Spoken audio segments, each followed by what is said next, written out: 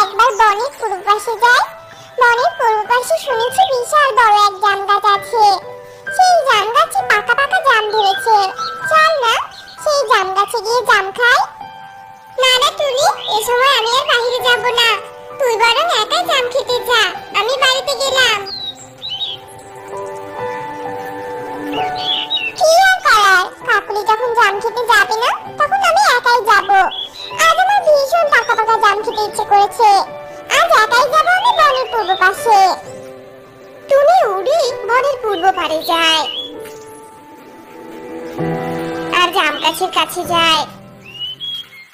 আর জাম গাছের পাশে একটা মরিচ গাছ ছিল। আর সেই মরিচ গাছটাতে একটা সাবান ধরা ছিল। এই তো জাম গাছের কাছে পৌঁছে গেছি।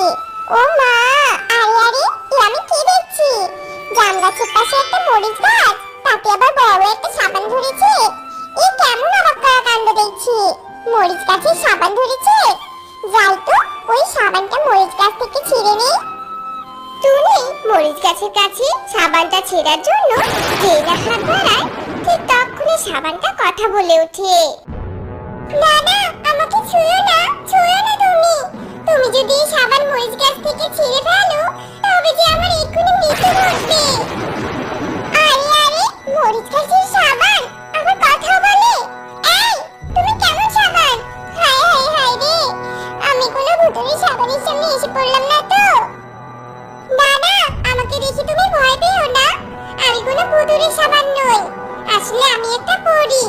এক খারাপ জাদুকর আমাকে তার স্বার্থ হাসিলের জন্য এই মরিচ গাছে সাবানে বন্দি করে রেখেছে। আমি এই সাবান থেকে কিছুতেই বের হতে পারছি না। ও, তার মানে তুমি একটা পরী? আহারে, পরী হয়ে সাবানের মধ্যে থাকতে বুঝি তোমার খুব কষ্ট হচ্ছে? তা তুমি আমাকে বলতে পারো তুমি কিভাবে এই সাবান থেকে মুক্তি পাবে? আমি তোমাকে মুক্ত করার চেষ্টা করব। সত্যি সত্যি তুমি আমাকে সাহায্য করতে চাও? তবে শোনো, আমি বলছি, এই বনের পশ্চিম কোণে এক পুকুর আছে। সেই পুকুরের জল এনে যদি আমার এই সাবানের মধ্যে ফেলতে পারো তবে আমি আবার পরিরূপ ফিরে পাবো। এই তো খুব সোজা কাজ। আমি এক্ষুনি ওই পুকুর থেকে জল নিয়ে আসবো। টুনি একটা বোতলে করে পুকুর থেকে জল ভরে নেয় আর আবারও সেই মরিচ গাছে সাবানের কাছে ফিরে আসে।